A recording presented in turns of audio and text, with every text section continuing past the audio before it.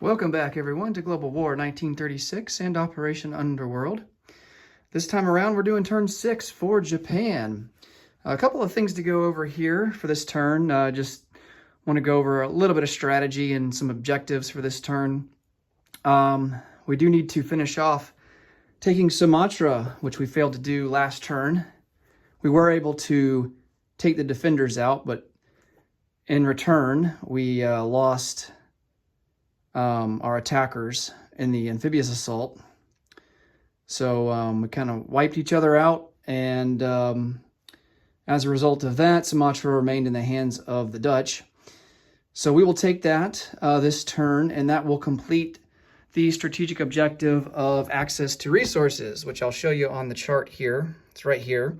And what that strategic objective does for us, it gives us one extra strategic naval movement as well as an extra strategic rail movement. So now with the completion of that strategic objective, we will be able to have 3 strategic naval movements to do each turn.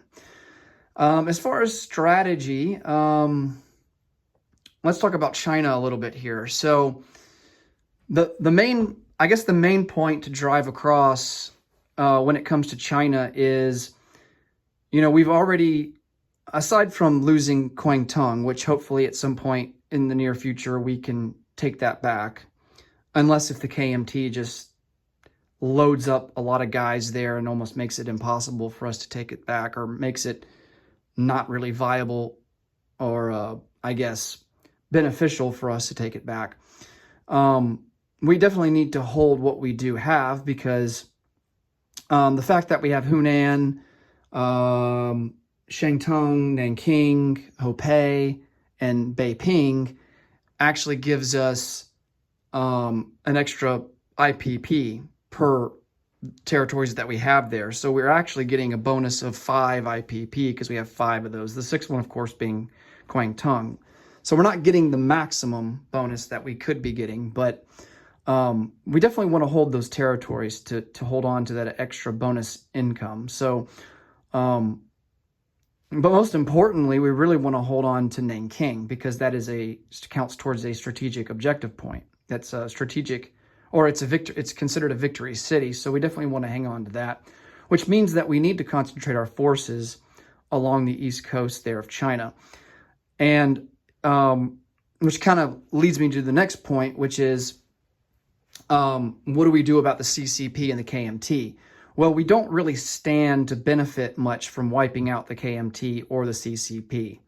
I think what we would prefer is for it to be a standstill in China while we hold on to what we've taken, aside from trying to retake Kwangtung, which I think, if the opportunity presents itself, we'll definitely try and do that. But we don't really stand to gain much from taking any of the other territories deeper into China, maybe Shenxi, because it's worth 2 IPP. But in terms of just wiping out the CCP or wiping out the KMT, I just think it would be too costly. The CCP has a huge stack of troops there in Shanghai, and then the KMT, they're not doing too shabby either. They've got quite a number of forces themselves. So it would just be way too costly. The cost benefit is not really that great. So I think we need to be more defensive in China. And then, with our forces there being on the coast, we would have easy access to them. If we needed them in another theater, we could just go and take them, we could take them further east when we inevitably go to war against the United States. We could take them south if we decide to launch an invasion of Australia, or we could take them further to the west when we inevitably go to war with the United Kingdom or the Far East Command. So that's kind of, I think, the reasoning behind keeping the forces there along the coast. So it would be nice to take Shenxi, but I would think that the CCP at some point would want to take that back anyway. And of course, that would cause us to lose material in order, for them to do that. And I just don't think it's worth losing material in order to do that. I would rather hang on to what we have and be a little bit more conservative and a little bit more defensive in China, and then be more aggressive elsewhere. So, so hopefully that kind of strategy makes sense. That's kind of, I think, what we're going to go for. Other than that, our main goal is going to be for this turn to take over Sumatra, like I said, and that's really going to be our only combat move this time around. We do have some non-combat moves just to kind of shuffle some guys around. But let's come over here and go over our purchases and our tech rolls. So for our tech rolls, we're going to go for improved construction and amphib doctrine. For our purchases, we are going to upgrade, we're going to finish a major factory for $6, and that's going to go into Honshu. We're going to purchase an infantry for $3 that will go in Tokyo, 2 mountain infantry for $8 that'll go into Kyushu, 1 marine for $4 that'll go into Kyushu, 2 artillery for $8 that will also go into Kyushu. That's the maximum that we can place at a major factory there. Will be 5 units. And then another artillery for $4 that will go into Rihi. And then we're going to purchase 6 militia for $12. And we're mostly going to put them down in the Dutch East Indies and kind of just reinforce what we've recently taken.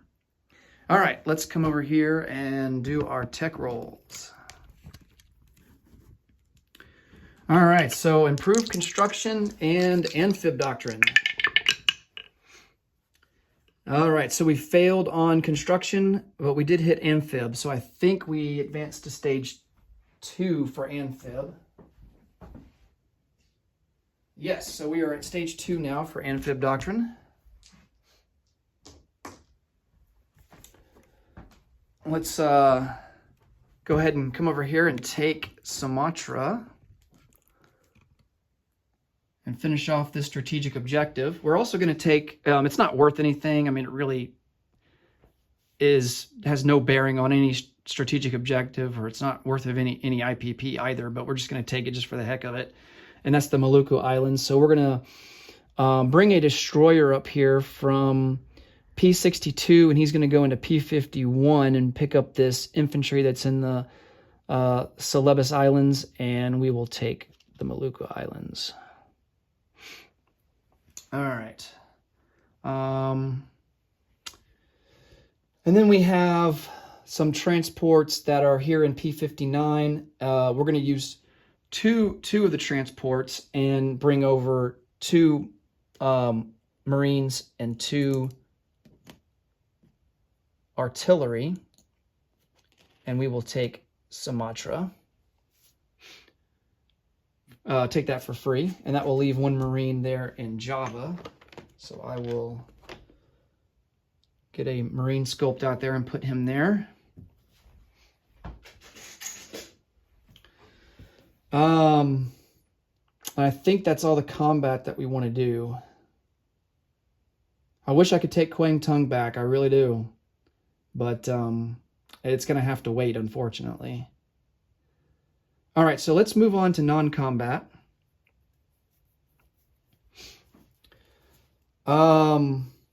We really need to get some troop transports back up to home country so that we can start to load up a lot of these guys that we have here in Tokyo.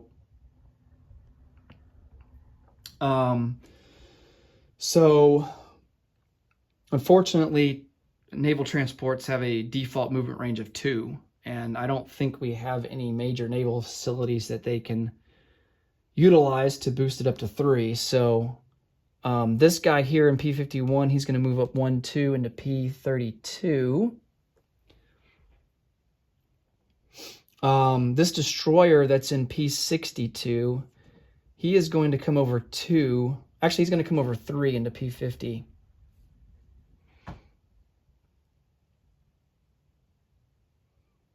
We have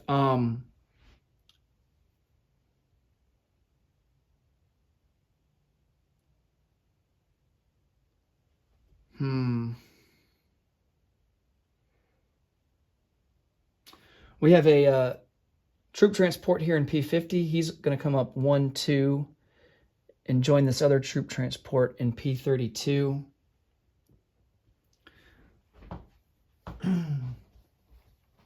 A troop transport that is in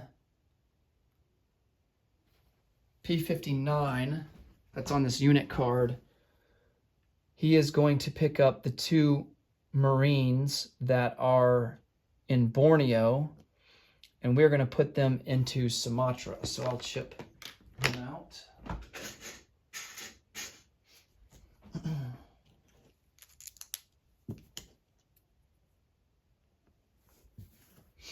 And that would probably have to be done on the combat move, technically, during the combat movement phase. Because technically by the rule, you're not allowed to non-combat move units into a territory that you have taken in the same combat move phase turn. So I guess we will count that as a combat move. Or I should have counted that as a combat move. Let's see what else. The other troop transport that is in P59 that hasn't been utilized yet.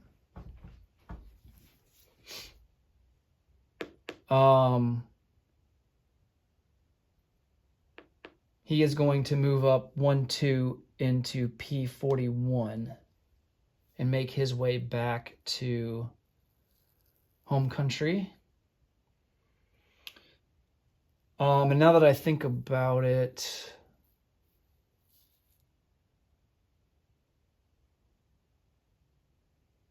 the 2 troop transports that we used to funnel over the guys from Java to Sumatra, they would have combat moved into P50. I think I'd prefer to do that instead. Well, actually, I don't think we can do that. Well, we can. The Dutch submarine would actually have the opportunity to attack if he wanted to. I think he would decline just because there are ships there. So I think we'll just keep these troop transports in P59, and they will just funnel them over from Java from there in the combat phase. So, and then all of these both of our fleets, they're going to move up into P50. All right.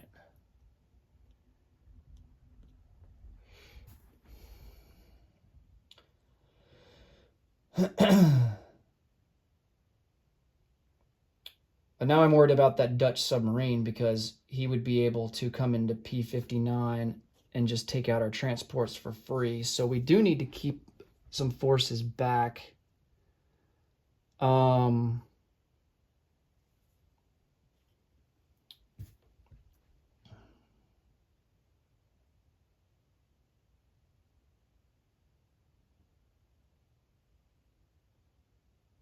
We do need to keep some forces back to protect them. How about we just move the battle fleet up to P50 and then the carrier fleet will stay in P59. All right.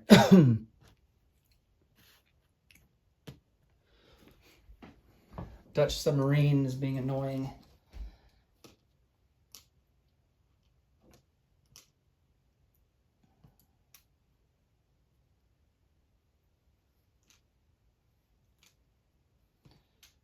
All right, just placing those guys on the unit cards. And then these 3 ships here in P61, these 2 light cruisers, they're going to join the carrier fleet. And then this heavy cruiser in P61 is going to come up 1, 2, and join the battle fleet there in P50.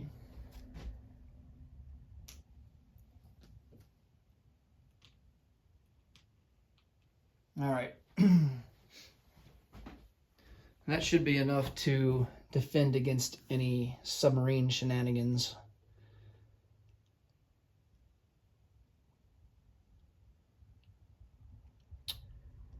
All right, I think we have these two infantry here in Tokyo. Let's rail them. We have 3 strategic rail moves that we can do. We're going to use 2 of them and rail them down to Kyushu.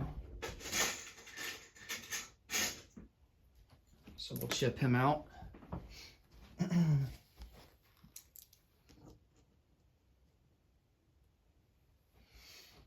All right, let's come up here to China.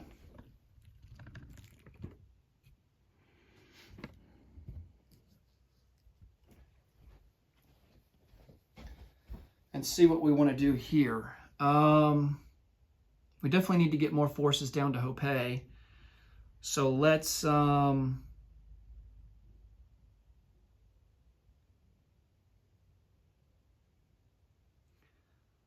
move a motorized down to Hopei. He can move 2. We have 1 more strategic rail move, so we'll use that on an infantry. And he will come down to Hunan.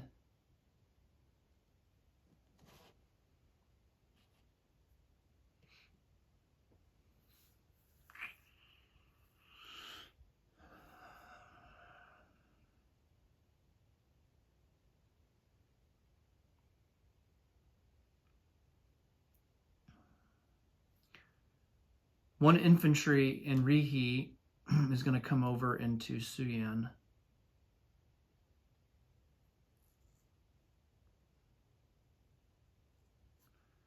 And then,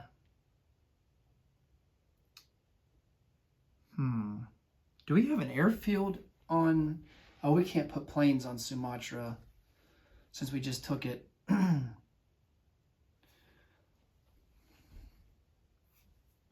I'm going to move all 4 of these planes into Hunan.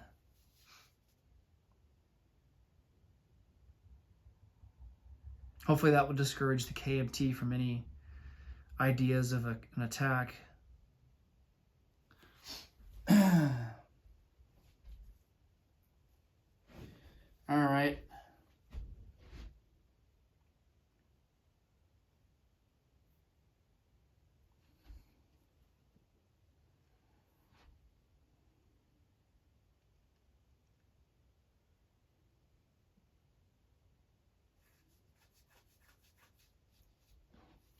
All right, I think I'm happy with that. Okay. I think all of our submarines are in a good place. I don't think we need to do anything there. At least not for now. So let's go ahead and place some units. We have our brand new shiny major factory in Honshu.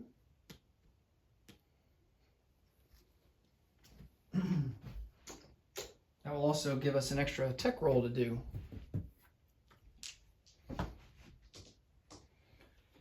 All right. All of these militia. We have 6 militia to place down. They're all going to go down here in the Dutch East Indies. 1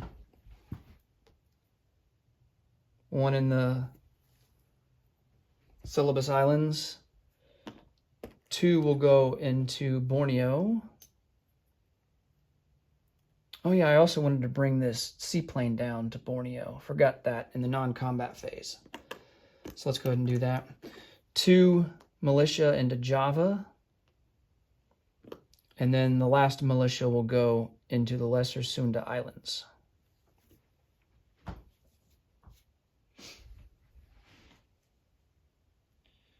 All right. Back up here to home country in China. 1 infantry goes into Tokyo. 1 artillery goes into Rihi.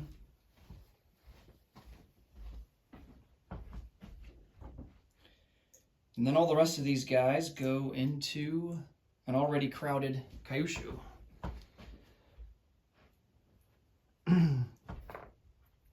So that's going to be 2 artillery,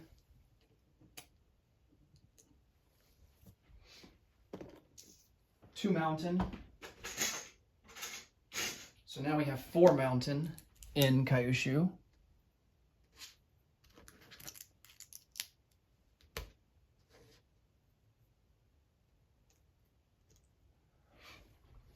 And then, last but not least, another Marine.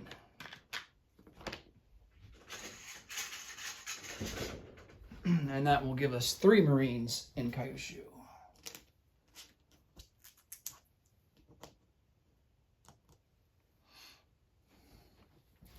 All right. So we saved $1. We collect 35 bucks this turn. We're no longer collecting oil from the United States. Let's see here. Oh, did we increase by 2 for Sumatra? I don't think we did. So yeah, we are up to 37. I also forgot to mention that we get Siam this turn. So Siam aligns to us this turn. That's worth $1. So that's what put us up to 35. Let me come over to the income chart here. So we were at 35. At the end of last turn, we were at 34. We got Siam at the beginning of this turn, so that put us up to 35. Now, taking Sumatra, we're at 37. We did lose an extra $1 bonus for China because we lost Kwangtung, so that's down to 5 now. So that will put us up to 42. And then we do get a bonus of +2 for Borneo and Java. So that's an extra $4. So that will put us up to 46. So we will have $47 to spend for next turn.